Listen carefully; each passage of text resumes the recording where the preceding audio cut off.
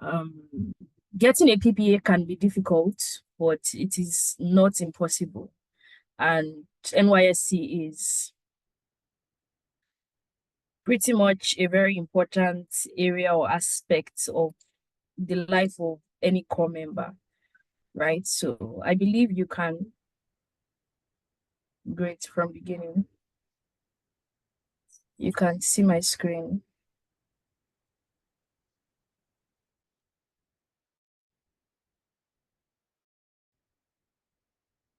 My video turned off. Yeah. So,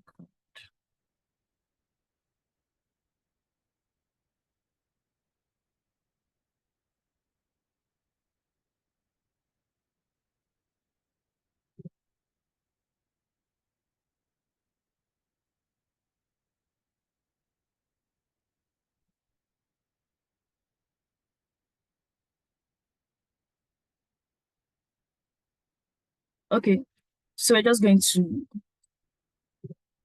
move into it and I will continue.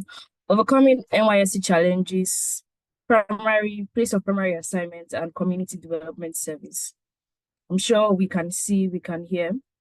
So basically, I was just, talking about Hone NYSC, and it's a movement that helps core members to properly position and properly prepare and harness the service experience, because we believe every area, every stage of your life is important, and no area, no stage of your life should go to waste, right? That's what we primarily believe here. The presentation today is broken into three main sections. So for one, we have the primary place of assignment, which is PPA.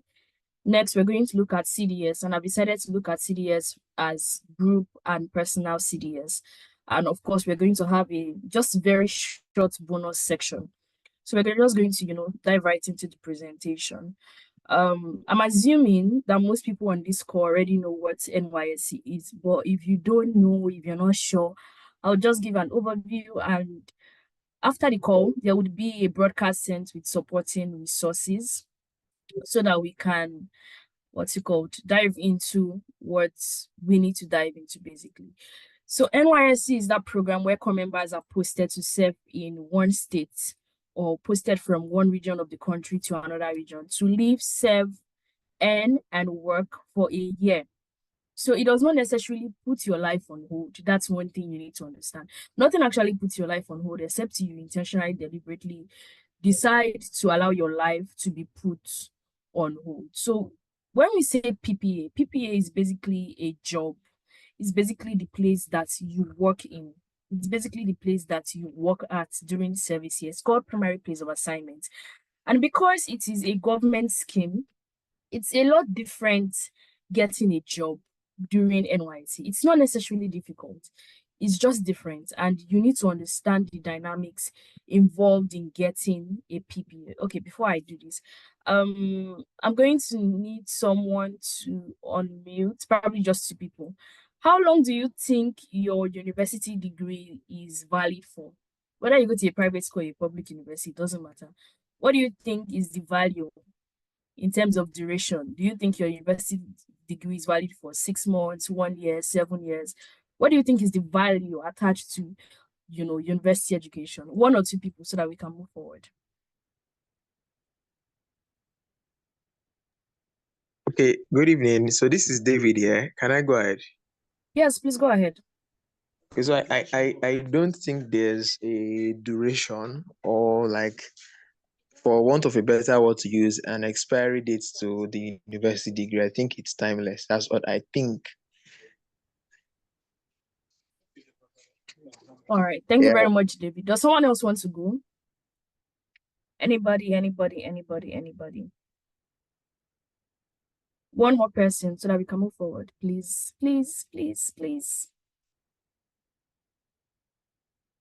Anybody? Nobody wants to try? Good evening. Do we all agree with David? Good evening. Yes, good evening. This is Musli Hats here. So yes, I totally agree with David. I don't think it has an expiry date. I think it's something that always stands. Thank you. All right, thank you very much for those answers. So you're wrong, you're both wrong, and you're both correct. The truth about it is there isn't necessarily an expiry date to your degree, but the value depreciates over time. So what that means in essence is that when you get a degree, it is valid for averagely 2 years. Whether you get it from a private school, a public school, as long as it is a first degree, it is actually valid for 2 years. And how? The first year is usually, you can say NYSC in the Nigerian context. And then the second year is to build your work experience, right? So by the time people finish service, people begin to say things like there are no jobs. The truth is there are jobs, but people are either not qualified for the jobs that are available or not properly equipped with the right knowledge on how to properly position themselves for the jobs that are available. So 2 years after you finish school, most of the time people begin to ask you, what experience do you have? They don't ask you, what did you study? Because they expect that in the first 2 years, you have built capacity based on what you have studied or based on an area of interest or a profession or an occupation or whatever you want to do. That's what people expect of you. So it's important to understand that if you finish school last year and you've been mobilized for service this year, you have the next 2 years to make tangible return on investment on that education that was paid for so that you can yield multiple returns, right? So it's important to have that in mind going into the job market, either as a graduate, as a core member, or even an entry-level person. So next, we're going to move into looking at this slide, this amazing slide. And here's what I'm going to say. There are different ways to get a PPA. The first way to get a PPA is to apply before service begins. So this basically means you begin to look for job applications in your area, within your area of interest, within an area of your career, or of course, also factoring the place where you're posted to. So take, for instance, if someone is based in Abuja and they've been posted to River State to serve, what that means is as soon as you get your call-up letter and you're preparing to pack your bags, you need to start sending out cold emails. You need to start connecting with recruiters and say, hello, my name is XYZ. I have XYZ competence. I have XYZ degree. And I have been posted as a core member to this place. I would like to serve in your company during my stay as a core member. That's basically the first thing you want to start doing. You want to be able to reach out to organizations, reach out to people. And sometimes a lot of core members make this mistake because as much as the world is digital, not all states have companies that have functioning websites, right? So take, for instance, a company may be based in Lagos, but may have branches in Kano, Kaduna, Katsina, and you're posted to one of the Kardashian sister states, but you don't know that the state has a branch because their website is just saying Lagos. So it means you, of course, have to do proper research. It means you probably have to be following opportunity platforms that share opportunities specifically for core members, following HR recruiters, so that you know, okay, I'm going to serve in XYZ time. I think I want to, if someone has decided, for instance, they want to serve in Akwa Ibom and they're in Port Harcourt, it becomes easier for them to say, before my call-up letter comes, I want to get a PPA ahead of service in Akwa Ibom. But if that is not your peculiarity, you just got your call-up letter and then you got posted to a particular state, this is what you want to do. You want to start looking for companies. You want to start sending those cold emails. You want to start reaching out to recruiters. You want to see organizations that have branches in the state where you are posted to, and of course, reach out to them. There's so much to be said about recruitment. And if I tell you that taking God on the journey is not necessary, I'm lying to you. There's always a God factor to everything. So, of course, carry God along on your journey. Now, I'm also going to talk about getting a PPA from a place of rejection. So, oftentimes, you've seen situations where people get posted to a place. It was even my situation, for instance. I was in OBS, I was active in camp. I didn't study anything related to media or English or Yoruba. I was very active in camp and I served in Ilorin Choir State. And when I got my call-up letter, people were thinking, you know, it's going to be a school or something. And to my excitement and amazement, I was posted to NTA, right? NTA was, it was that reaction that had me as in, wow, because out of every 50 people I met, or out of every 20 people I spoke to on camp, there was maybe one person that was not posted to his school. That's how much the odds were not necessarily in the favor of people in the batch where I served. So when I got to, NTA the next day with my posting letter, they asked me if I could speak Yoruba. And I told them, no, I can't speak Yoruba fluently. And they asked me, did you study English or mass comm? And I said, no. And they asked me how I got posted to NT. And I said, I don't know. Because I wasn't lobbying. I wasn't necessarily lobbying in OBS. I was just doing my own thing. And they said, oh, you're good or whatever, but we are going to have to reject you. Is that okay by you? And I prayed about that decision in NTA. I remember sleeping on some plastic chairs under a tree. And I said, it's fine. I would take a rejection letter. And I was given a rejection letter, and I took that to my local government secretariat. And then my local government secretariat asked me to write a formal rejection letter. There's a template there. So I did that on paper, and they started trying to process for a new place. Now, what usually happens is if a core member gets a rejection and they have a particular place in mind, maybe they have a posting letter from another company, it becomes easier depending on the who you have as your LGI to say, oh, I got rejected here, but I have a posting letter from another company. So what they would do is at the LGI, they would directly repost you to that company that you have an offer letter from, right? So you see why it's important to get that letter before, because there are situations where you would get a good job and you may get to a PPA you don't like, and then but people, core members beg a lot to be rejected. And they say, no, we need somebody to teach. We need someone to do this. And you're telling them, I already have a place. And they're like, no, you need to get a replacement for yourself. So you want to prepare well so you don't have that confusion. But even if you're in that situation, there is always a remedy. So in my situation, I didn't necessarily have a particular PPA in mind. I didn't know anybody. It was my first time in the place, and I was staying in a corpers lodge on returning from camp. So they gave me this letter to post me to a school. The lady asked me if I was okay with going to school. I said, yes, I don't have a problem. And I ended up in a school. And the reason I'm saying carry God along on your journey is because if I had stayed in NTA, I would have been a lot more unhappier during service here. I would have done a lot of amazing job behind the scenes, and I would never have held a mic to speak, because it's not necessarily, they don't necessarily see core members as people that you put in front of the screen. They see core members as people that do the behind the scenes work. But from working in a school as my PPA, it afforded me the time to do other things with my CDS, and it enabled me to hold the mic and build certain competencies. So my advice is going to be this: if you don't get a PPA that aligns to a career or a career area that you want to build competencies in, then your CDS should align with your career area or your career development. The other thing you need to understand is, regardless of what goes on in your PPA, maybe if you're treated unfairly, please speak up. Don't do, I'm showing pity, I'm showing mercy, I keep quiet. I don't want them to.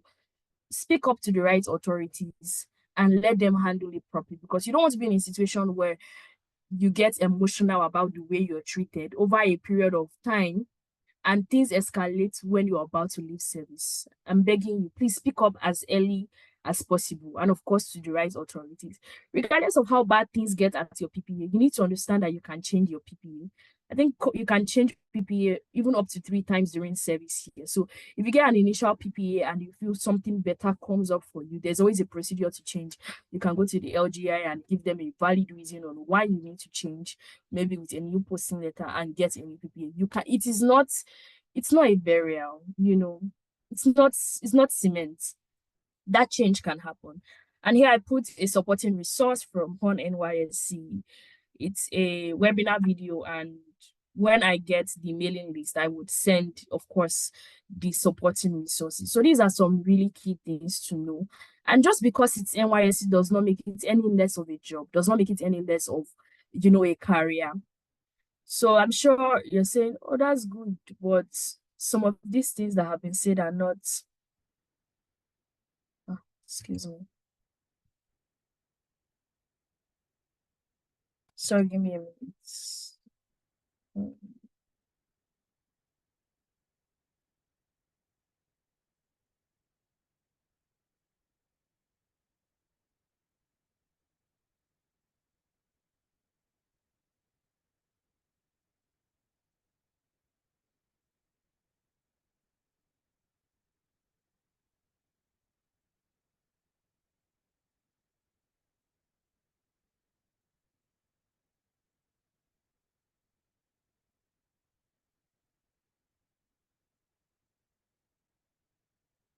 Okay, I'm sure you can see my screen now. So it's important to know and remember that these things are not, they are not, cast in stone. So I'm going to look at a resource that I have, and then we're going to just sort of focus on CV writing, because when it comes to recruitment, your CV is one thing that sells you, right? Having the right, sometimes it becomes very difficult for people to assess certain opportunities because they lack the right CV. So I have a course, it's called ASIN Graduate Trainee Programs, all you need to know. And as much as it is for people preparing for graduate traineeships, it is for people preparing for entry-level roles, it is also very much useful for core members, and it's on a discount. So it currently selling at a discounted price of 1,750. Nana would put the link in the chat, and of course, it would also be sent to you. I know when you hear graduate training, you often think it's entry level role, it is learn on the job. It's not. It's not necessarily that, right? Graduate traineeship programs and structure vary depending on the nature of the organization. I'm just going to tell you that for free. So in one organization, graduate traineeship might be an entry level role, come and learn on the job. In another organization, graduate trainee role is actually a role where they select young people that they build to become managers of their company. So the way they treat normal entry level staffs are different from the way they treat graduate trainees. So if you're looking to learn more about that, you can look at it. So under this particular course, I think we have about 4 modules: preparing before recruitment, preparing for recruitment, ASIN graduate traineeship, and supporting resources. I'm going to share CV writing from the section that says preparing for recruitment. Under that section, we have CV writing, cover letter writing, recruitment assessment, job interviews, and like I mentioned, looking for opportunities. So here, the first thing I'm going to look at in CV writing are recruitment myths.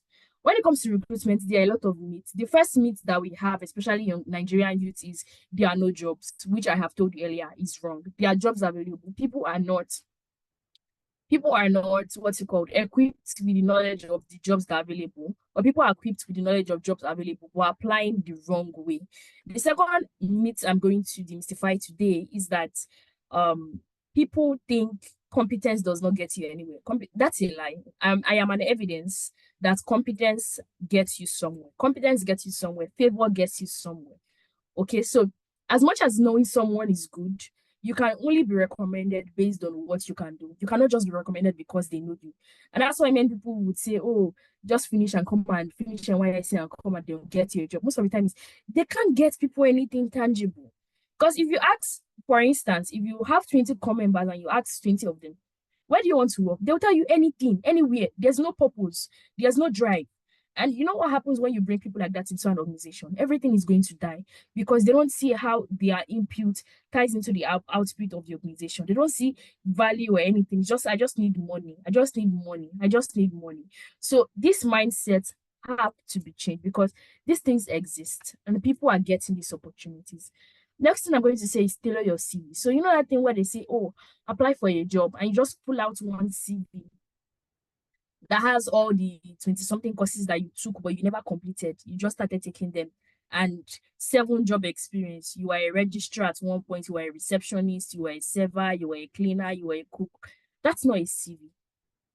Tailor your CV. So if I know, for instance, as a core member, let's assume I'm a core member and I'm preparing to apply for a job in Akwa Ibom or somewhere, and I'm applying to a particular company, I will tell them key competencies and key skills I can bring on board that are relevant to the job. So I'm going to, of course, tell them if my receptionist work is in a way relevant to whatever I'm coming to do. Maybe I'm applying to be a receptionist or a secretary or a front desk person, then I would put that. But I'm not going to tell them that I was a cook, I was a chef, I did 100-day marathon, but Guinness did not give me record. I'm not going to put that in because it's not relevant. Also, in tailoring your CV, you need to use verbs. You don't want to just say, I worked under, you want to put exactly what you did. I led a team, I supported, right? I delegated, and you want to put numbers. So did you lead a team or you managed a team of 60 staffs? You increase productivity in the organization by 20%. You want to put numbers to this. So remember, you want to use verbs and numbers.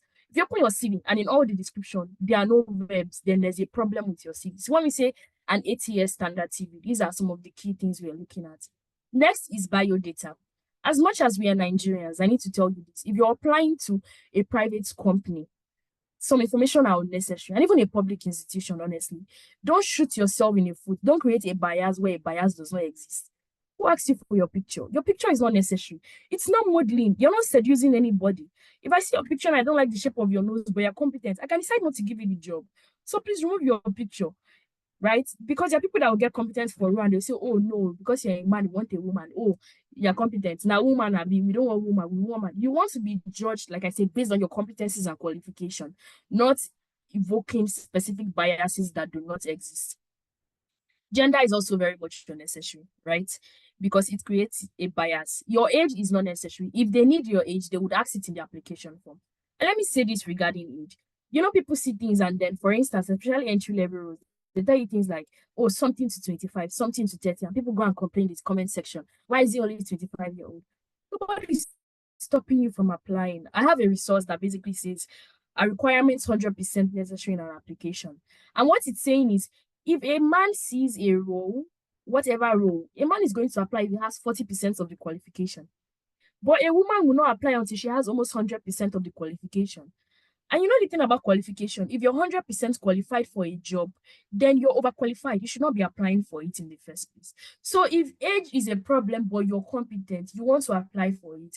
There are people that have applied for roles that they were overcompetent for, only for them to go to the interview and say, oh, I'm overcompetent for this role, but this is what I can do, this is what I can do. So if there's an opening for a higher position in your organization, I'm willing to take it. And they get their jobs that way, right? You're looking for an opportunity. You're not trying to close the door on yourself.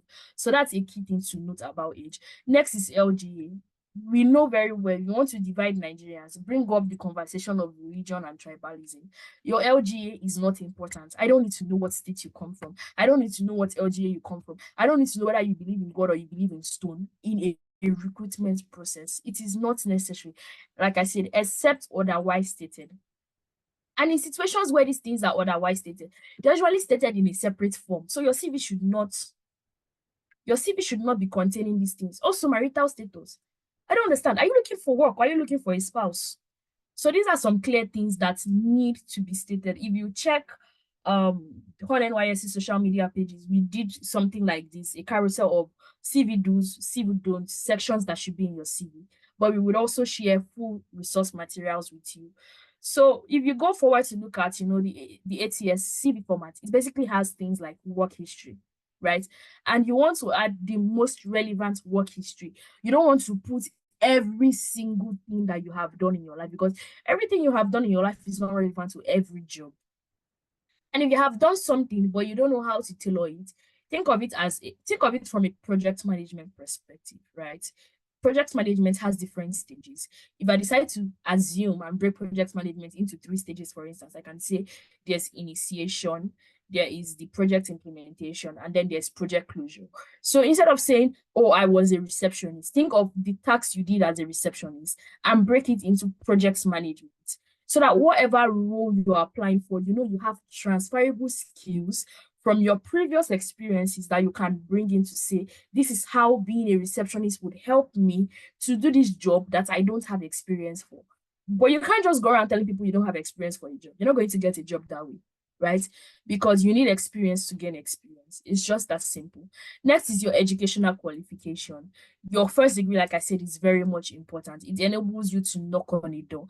And depending on the kind of grade you finished with, sometimes your education automatically opens that door for you. If you have specific accomplishments in your career, specific milestones, best graduating student, overall best in this, what's it called, Dean's Award, something nominee, then you want to put those that are relevant to your application or that boost your profile, because you're trying to sell yourself. So every advantage that you have is a plus for you in comparison to whoever your competitions are. Of course, necessary certification. Don't tell us courses that you started and you did not finish. The summary about CV writing is this: don't put in your CV what you cannot defend. Like I said, if you have won awards, you can also put that. And I'm going to say recommendations. In this age, don't put recommendation on your CV. People are not going to call those numbers. If they want to call them, they would ask for them separately. What people actually do look for when it comes to recommendation is under contact, right? What they're actually looking for is a digital profile. So something like a LinkedIn account. Whether you're active, you're not active, create one and become active. If you're not active on LinkedIn, you want to create an account and you want to post at least once monthly, right? If you want to build consistency, then you can say once weekly. If you want to go more in terms of consistency, you can say maybe bi-weekly. You want to post in relation to the work you have done. You want to post in relation to your experiences. You want to follow industry leaders and industry professionals in your fields, right? Just a bonus tip, which is what you have up here. You can create a bio section. For instance, my name is XYZ. I am an XYZ person with 7 years of experience in this, with area of specialty in maybe key sub-thematic areas that your work focuses on. That's what you can put in your bio section. 1 to 2, 3 lines is enough. It doesn't have to be a lot, right? It's also good to put, like I said, the numbers, use your verbs, and put results and outcomes. Next, we have hard and soft skills. So when we say hard skills, we're talking a lot more about maybe softwares you can use, things you can do, right? We're in the digital age. So a lot of the time when we say hard skills, we're referring to software related skills, basic things like Microsoft Word, PowerPoint, Excel, just the Microsoft packages, honestly. You would be shocked at how many organizations use these things and how many young people do not know how to use them. For instance, using a Google Drive, setting up a Zoom meeting, setting up a Google Meet. These things are key competencies, right? And if you have maybe special programming skills, then you want to add them under your hard skills.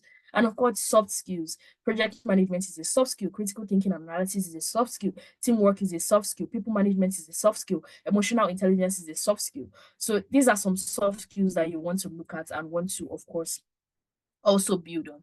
Now, when we come to contact, the contact information that should be on your CV includes the following: address. You can have country if you're looking for a remote job. If you're looking for a physical job, then you can have state and country, right? Because there's really no point applying for a job when your address is saying Abuja, but you're looking for a job, you're applying for a job in Lagos. If HR sees it, they most likely would fling it initially, right? But if they don't see your address and they consider you competent enough, when they call you and then you say, oh, I am in Abuja, they will begin to think, do we have a branch in Abuja, or are we willing to pay this person relocation allowance to come in? There are core members that have not been treated as, that have not been treated like graduates, because there's a difference between being a graduate and core member. Graduates are treated with more respect in corporate space than core members. It's sad. However, there are still core members that have been treated like graduates because of the way they present themselves. Under the Hone NYSC Spotlight series, I think next weekend we'll look at Johnson's story. And he's one person that's worked as a core member, but earned and was paid the normal salary of a normal staff.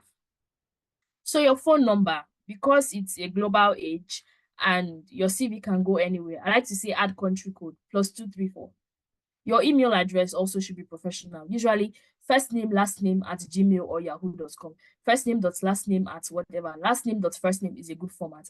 First letter of first name, last name at whatever. Third letter of last name, first name at whatever. These are basic formats you can use to create an email that stands out for you. Not 412-233-2896-678. Very unnecessary. If you have, of course, a digital portfolio, either to photography, videography, a GitHub, a programming profile, you want that there. And whether you have that kind of profile or not, you want to have a LinkedIn account. And if there's anything you have done, so think of it this way: think of your LinkedIn account as a dump for your entire CV, all the work you have ever done in your life, voluntary, paid, servanthood, as long as you gain an experience from it. Think of LinkedIn as that place where you can pour it. So when you're doing an application or you're doing something and you're feeling imposter syndrome, you're feeling less competent, you can go to LinkedIn and say, for this particular job and role, what skill competencies do I need to put on this CV? What key competencies do I need to remove? Right? So think of it that way. And of course, you can save your CV excuse me, in PDF format, right? And if otherwise stated as a doc, but if it is not stated,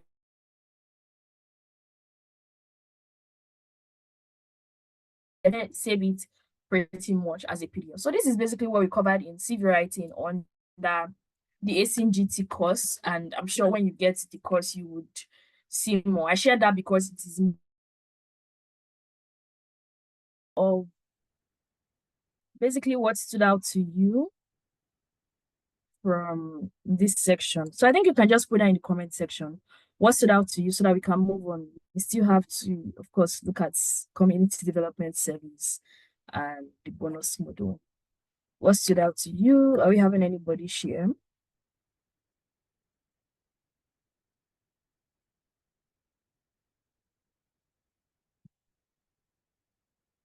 All right, I'll go because of time. We'll move because of time, and I'm sure at the end we can take that.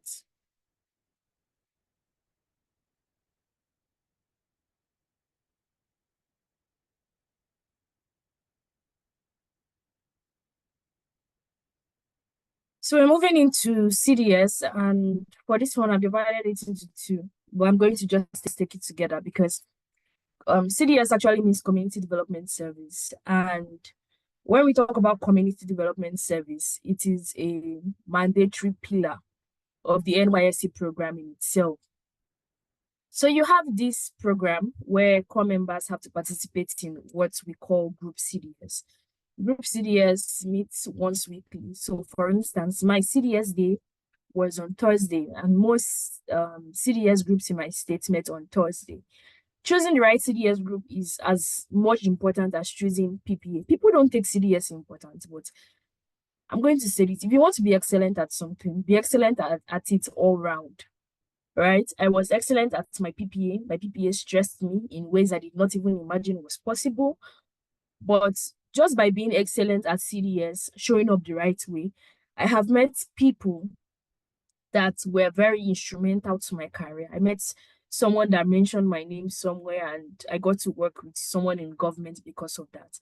So don't take CDS with the levity of why should I show up? It's just CDS, sign for me. And you also want to be careful not to enter trouble. There was a situation when I served where someone was always traveling between states, and she would tell her friend to sign for her. So her friend kept signing for her, not knowing that the person she was signing for had died 1 month ago. But the person was not showing up for CDS. So it was a problem. And then eventually they traced it to the CDS group, and then they traced it to the friend that was signing. So as much as you want to make friends, as much as you want to follow Bro Code 101, be careful. What are the things to consider when choosing the right CDS group? Just like I mentioned when choosing a PPA. If your PPA is not in line with your career growth, your career interest or skills, then you want to choose a CDS that is in line with that, so that at least one area of your life balances out. You know that you're really not wasting 1 year. You know you're getting something good out of it, right? Next is passion. If you're not choosing a CDS because of career growth, and career-related choices, then you want to choose something you're passionate about or something you would like to build passion in. And of course, the third is area of interest. I like to say that the only area of my NYSC posting that I tampered with was my CDS. When I, got rejected and then I got posted to the school after the documentation, all of that, randomly, the lady just looked at me, asked me what I studied. I told her my course. And then we didn't necessarily have engineering related CDS in my state at the time, but they do have now. And she said, okay, yeah, service delivery. And I was begging her. I said, no, please put me in what's it called? In SDG, because I wanted to do something in relation to the sustainable development goal. She told me she's not going to put me there. If I wanted to beg, I could have even begged for OBS because I was, I don't know, they don't call it OBS after camp. They call it something else. I don't remember what the name is. I was an OBS member, and they told us when you get to the LGI, told them that Mr. So and so from OBS said that you must come here. So I could have done that, but just said, yeah, I enjoyed OBS, but no. Also, I was very active in sports.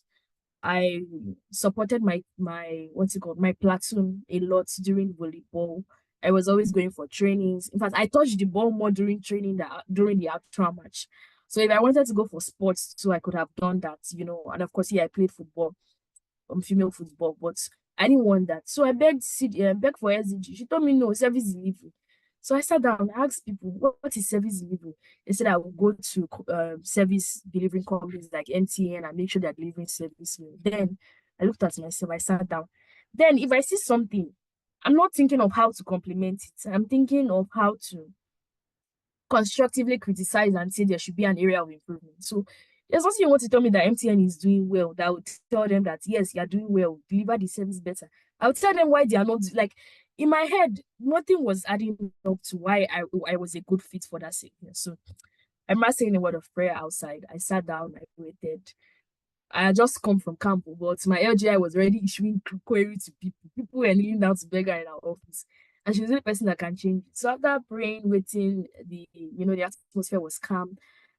A number of the core members that they wanted to punish had gone. I went to greet her and to prostrate. So I said, ma, please, my CDS, please, I need them to change it. So why they give me service?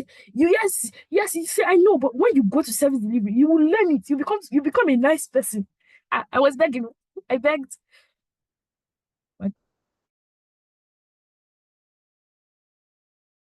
Anyway, I begged until I got posted to SDG CDS. And when I got to that particular CDS, I made the most of the opportunity. And I'm happy. I'm happy with that decision, I'm happy it was not a waste. Right. So moving on, we're going to look at choosing what's it called, personal CDS. So personal CDS is basically where people sit down and say, we want to do a project in a community, we want to help people. And as much as I can try today to speak to this particular area, I will try my best to do justice to it. And I must say, this is the first time I would be speaking extensively. This is the most extensive webinar or resource from Hone NYSC or Hone NYSC related that you will see on personal CDS. However, we will work in-house to see how we can develop a free guide for people, because people have reached out a lot regarding implementing a personal CDS project, and I understand the struggles. So the first thing is identify a problem with the local community. You don't want to solve a problem that you think is a problem, but it's not a problem, if that makes sense. You don't want to solve a problem that you think is a problem, but it's actually not a problem. So you want to understand what are the problems that these people are facing, what are their most pressing needs, how can I tailor, how can I do something to help? It may not necessarily be to the entire community where you're serving. It may be to a community of students. It may be to a community of old people. It may be to a community of young people, right? Community basically means target audience. That's what community means in this context. Next is, I always recommend, if you have a good LGI, please go and have a conversation and say, Sir or Ma, I have identified this issue. I want to do this. What is your advice? How do I go about it? You can also speak to the community development officer for the state. The person usually sits in the NYSC state secretariat. You can go and meet the person, have a conversation and say, how do I go about this? What are your recommendations, right? Because you're coming in from a different terrain. So you don't necessarily know what has worked in that community or what has not worked before. Then get a template from your LGI. So your LGI is going to give you a template and tell you your proposal should have maybe an opening statement, your proposal should have budget, and the budget should not be funded by your family or by you. The budget has to be funded by an external party. The LGI will also tell you that for NYSC to recognize this project as a CDS, as a personal CDS, for you to be, for you to be able to receive an award or for you to be able to become a national honoree, you need to implement your project maybe 2 months before passing out or 1 month before passing out. You also need to give them a report.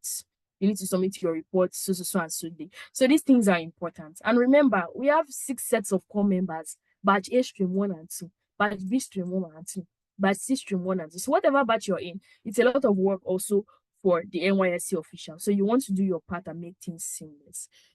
Then when you have gotten this information from your LGI and you know what you want to do, create a proposal and source for funding. So you want to create an actual proposal. This proposal may be similar to the template the LGI has given you, but it has to be a professional proposal. Where do you get funding from? You can call for donations from family and friends. You can apply for grants. Grants have timelines. So if you apply for a grant, apply for plenty, right? Because they usually come with a lot of rejections. I'm going to tell you that for free. You can also crowdfund. I believe crowdfunding has proven to be a pretty much effective way for core members to implement projects with funding, to get funding, honestly. You set up a GoFundMe and you say, there's this problem, I'm a core member, I want to help me to help. That's basically it. It may not necessarily be a GoFundMe, but use a crowdfunding account in itself and send cold emails to organization, right? For my project, in fact, I had different projects, different proposals, and I wrote to people.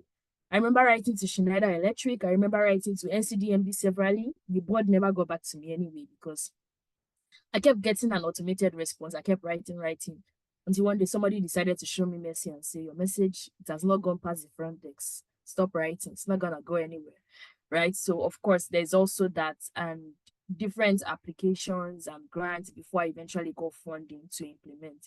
And because I got funding late, I could not implement my project as a core member. But I implemented it in the state, but it happened after service was done. So that's why these timelines, these things are important. Let me tell you, it's passion. Passion is important in making change, but change itself can be expensive, right? It's what it is. Send cold emails to organizations. I'm also going to say it's important to understand the financial year of the organization you're sending an email to. So for instance, if someone comes from camp in batch C stream 2, that time you come from camp or why you're going to camp, that's when you want to start sending the emails. Because when you come in January, many organizations will tell you, oh, we've already submitted annual reports, we cannot add it to our budget. That's the corporate grammar they will tell you. They tell you it's a good initiative, but they can't add it to their budget. They already have budgets that they want to spend for the year. So it's important that you put this into consideration. Does this organization's what's it called, financial year start at the beginning of the year? Does it start after the anniversary? Does it start in the middle of the year? Does it start at the beginning of second quarter? These are some things you want to put into consideration when you're sending cold emails and reaching out to people. Of course, implement your project and ensure that your local government inspector is involved in the commission. So even if it is a spelling bee competition you're doing, please involve your LGI and involve, if you can, the state coordinator. It's better you invite state coordinator and they tell you she's busy and she doesn't come. And maybe she sends another NYSC staff to represent her from the state office. I'm going to tell you this as a bonus tip. Even if you're not doing a personal project, document everything. But if you're doing a personal project, it is very, very, very, very, very important to document everything. Document in writing, document in evidence. Today you created financial proposal, the price was 10 naira. Tomorrow you go to the market, they tell you the budget is 50K. You want to keep all those budgets because it will help you with your planning. It will help you to know when you're being cheated. And when I say document, I'm also saying get the media involved. You don't have a good phone, get someone with a good phone camera. I did NYSC without having a good phone, at least the most part of it. I took most of my pictures on people's phones, but I documented, right? Have a friend to come and do a video, have a friend to come and cover. You can do a YouTube video on it later, that's fine. And if it's an actual personal CDS, whether you're doing it with getting your LGI involved or just doing it as a core member, please get the media involved. You can write to an editor, maybe Cable, Punch, write to them. You have what's it called, students that are journalists. There's this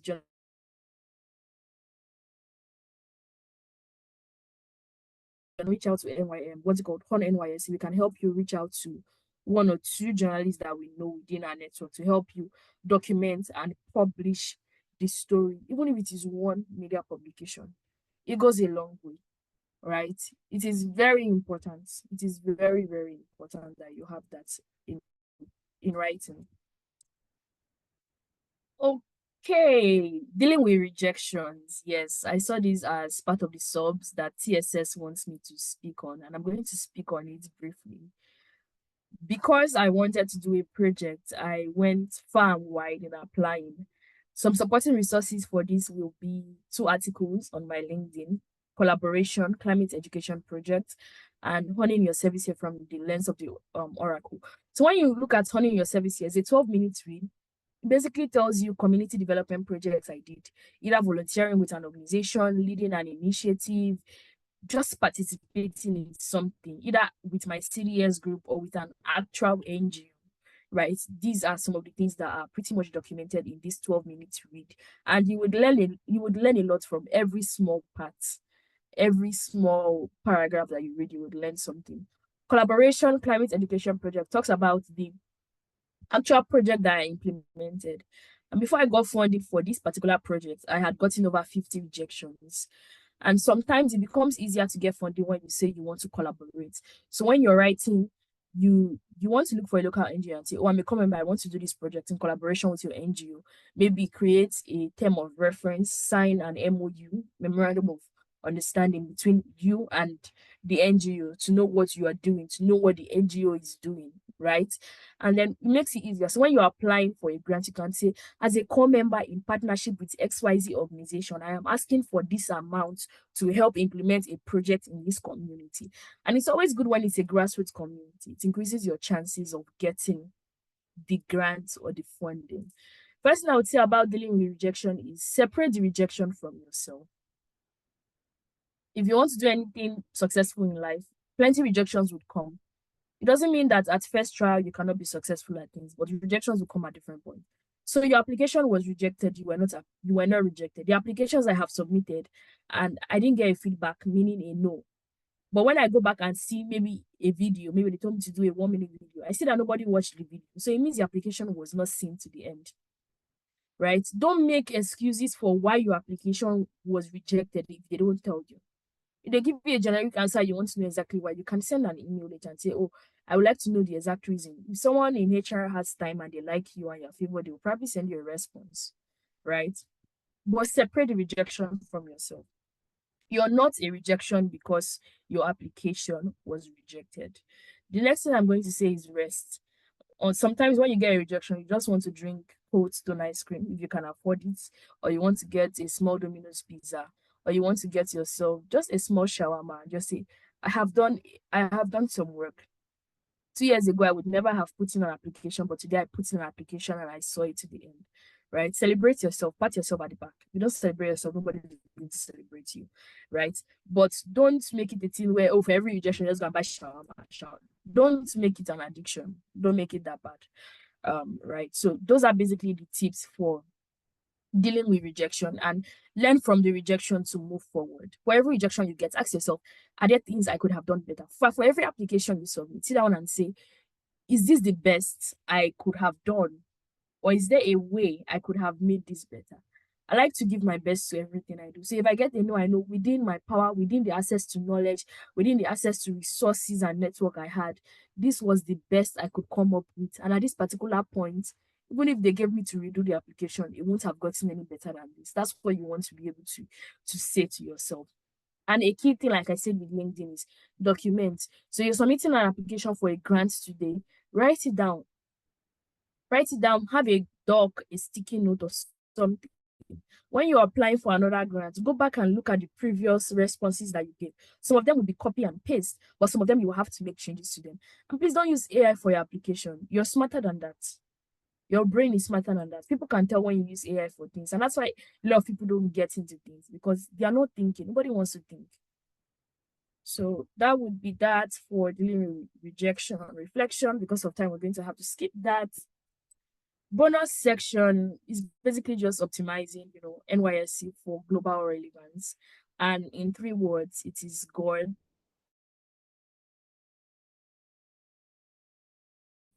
aspect and elements to everything. If you don't know who you are, you don't know what you like, you don't know what you've been called to do, you feel like there's nothing unique about you, you feel like your flaws are projected more than the value that you have, the value that you are, then you want to turn NYSC into that period where you discover purpose. I highly recommend The Purpose Driven Life by Rick Warren. It's a book and you can read it in 40 days to find purpose. There are some exercises to tell you to do, to ask people questions, to create forms, to introspect and say, who exactly am I? What do I like? When people look at me, what are the top skills that stand out? How can these things be properly harnessed? And of course, have a plan, right? As much as you're preparing to get a PPA, you're having CDS, you're sleeping, you're waking up, you're eating, you're working, you're going to the market, you are living your life. There's life after NYSC, and the preparation that you make during NYSC will guarantee a more stable and secure future after NYSC itself. As a bonus resource, I recommend NYSC for Global Relevance webinar. That's the first webinar we did this year, of course, in partnership with another organization. But I really spent time talking about, the things you should do to become global. And from the Spotlight series, you can even see people's stories. Yesterday, was it yesterday or today? I think it was today. Yes, today in our first Spotlight episode, we looked at the story of Rosalyn Adewu, who is currently an amazing champion and advocate. And it started from the project she did as CDS, and just saying, okay, I'm no longer in the States, but I'm replicating this project in different places. And even from NYSC, she got fully funded scholarships. And now that she's not even in Nigeria, she's doing amazing. That's just the word, right? You find purpose. Sometimes it's intentionally finding it. Sometimes it's just doing something else that you're not sure of how it's going to work, and then you stumble into purpose because you're doing something or you're doing it excellently. So these are basically just pictures. Of course, in the Going Global webinar, I spoke to the pictures, but because of time, because of time, I'm just going to go through to the next slide. So watch the Going Global webinar and see how you can position yourself even during service year, right? You don't have to put your life on hold for a year and then come back a year later to say, what exactly am I doing with my life? How do I figure things out? How does this happen? How does that happen? How should that happen? Life in itself is confusing, right? God's design is not for it to be any more confusing for you than it currently is. My favorite quote is 1 year can change your life, and 1 year will change your life if you allow it. 1 year changed my life, and it will change your life if you allow it. Another favorite quote by myself that we always quote at Hone NYSC is that every season of your life is important, NYSC inclusive. It's 1 year, it's important. For every time you think 1 year is not important, remember that the current administration has been in power for 1 year, and you can feel the impact of 1 year. Just look at that.